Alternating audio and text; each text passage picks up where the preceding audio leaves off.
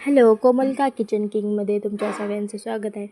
तर चला तर मैत्रिणींनो, आज मी बनणार आहे पनीरची पराठा. पनीर पराठा बनण्यासाठी मी पनीर घेतलेलं आहे.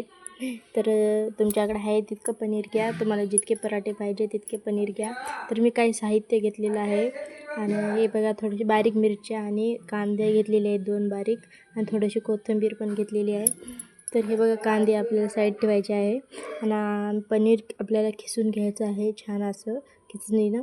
तर त्यानंतर मी तवा घेतलेला आहे, तव्यावर तेल टाकलेलं आहे आणि तेल आपल्याला गरम होऊ द्यायचं आहे. नंतर आपल्याला त्याच्यामध्ये थोडीशी मोहरी टाकायची आहे आणि थोडेसे जिरे टाकायचे आहेत. तर हे बघा, त्यानंतर आपण याच्यामध्ये हिरवी मिरची टाकूया. हे बघा, बारीक आपल्याला कट करून टाकायचे आहे, कारण आपल्या रोटी अशी तुटू नये, पराठा फाटू नये, त्यासाठी बारीक मिरची करायची आहे. तुम्ही याच्याऐवजी ठेचा पण वाटून टाकू शकता.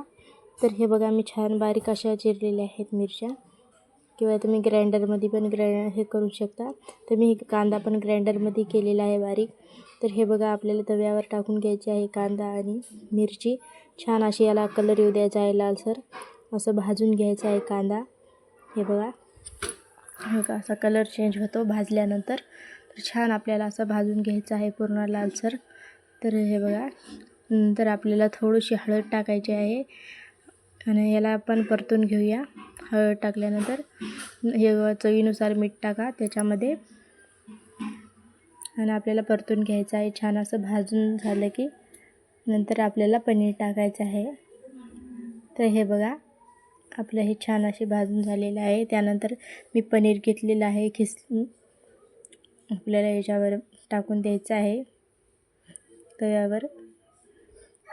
तर हे बघा, छान असं मिक्स करून घ्यायचं आहे आपल्याला परतून. हे बघा, पूर्ण असं छान होतं. तुम्ही हळद तुमच्या प्रमाण टाका, मी थोडी कमी हळद टाकलेली आहे. तर हे बघा, छान असं परतून झालेलं आहे आपलं. बघा, थोडंसं चिटकल त्या प्रमाणात तुम्ही करा.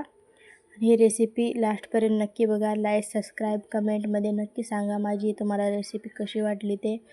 तर थोडीशी आपण कोथिंबीर टाकूया वरून. हे बघा, तुम्ही हे एकदा पनीर पराठा खाऊन बघशाल ना, खूप छान तुम्हाला आवडेल. हे बघा, परतत जायचं आहे आपल्याला, छान असं चिटकत राहत ते तव्याला. तुम्ही पॅनमध्ये करा, हे माझा लोखंडाचा तवा असल्यामुळे तो थोडंसं चिटकतो.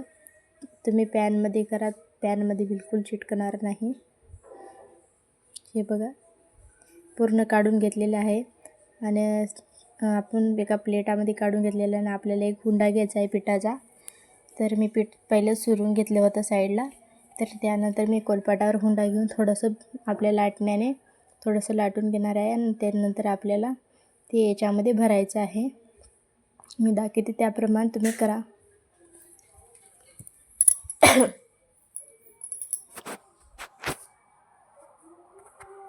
थोडंसं पीठ लावून घ्यायचं आहे आपल्याला हुंड्यावर छान असं. त्यानंतरच आपल्याला ते पराठ्यामध्ये भरायचं आहे. हे बघा, छान असा आपला पराठा तयार होतो. याच प्रमाणात तुम्ही करा, तुमचा पराठा पण छान होतो. हे बघा, छान असं आपल्याला भरायचं आहे मधात. आणि त्यानंतर हे दोन्ही असं चिटकून घ्यायचं आहे आपल्याला सगळे. आणि एका हातानं असं मध्ये मॅश दाबायचं आहे आपल्याला, आणि असं गोल गोल गोल गोल करत. हे बघा, तुम्हाला दाखवते त्या प्रमाणात तुम्ही करा. तर आपण हे साईडला दाबून घेऊया आणि त्यानंतर आपल्याला थोडंसं हातानं प्रेस करायचं आहे. हे बघा, आणि आपण थोडंसं पीठ लावून घेऊया हुंड्याला. हे बघा, आणि थोडंसं असं दाबायचं आहे. हे बघा, आणि थोडंसं असं प्रेस करत जायचं आहे, उचलत जायचं आहे दोन्ही हाताने. हे बघा, कारण हे जे आपलं पनीर आहे ते पूर्णीकडे जाऊन फैलतो, त्याच्यामुळे आपल्याला असं करायचं आहे. तर हे बघा, मी एक लाटण्याने असं थोडं थोडं आपल्याला साईडला लाटून घ्यायचं आहे. मी गॅसवर तवा ठेवलेला आहे, आपली इकडं पराठा तयार होतो तोपर्यंत. हे बघा, छान असा आपला पराठा तयार झालेला आहे. एकदम भारी. तर हे बघा, मी थोडंसं तेल लावून घेते याला पराठ्याला. छान असं बोटानं तेल लावून घ्यायचं आहे पराठ्याला आपल्याला.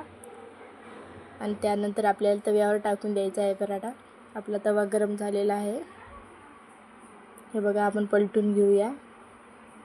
छान असं थोडंसं साईडनं तेल पण टाकून घ्यायचं आहे. थोडंसं तेल जास्त लावा. हे बघा, छान असा आपला पराठा तयार होतो. याला पलटे करून छान असं भाजून घ्यायचं आहे आपल्याला.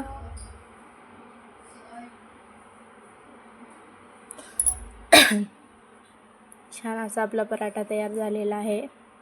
तर आपल्याला एका प्लेटामध्ये काढून घ्यायचा आहे. हे बघा, दुसरा पण पराठा आपण टाकून घेऊया याच्यावर. हे बघा, करून आपल्याला लाटून घेऊन याच्यावर टाकून द्यायचा आहे पराठा. तर हे बघा, छान असा आपला पराठा तयार होतो. तुम्हाला नक्की आवडेल ही रेसिपी. आणि माझी ही रेसिपी कशी वाटते तुम्हाला लास्टपर्यंत नक्की सांगा. हे बघा,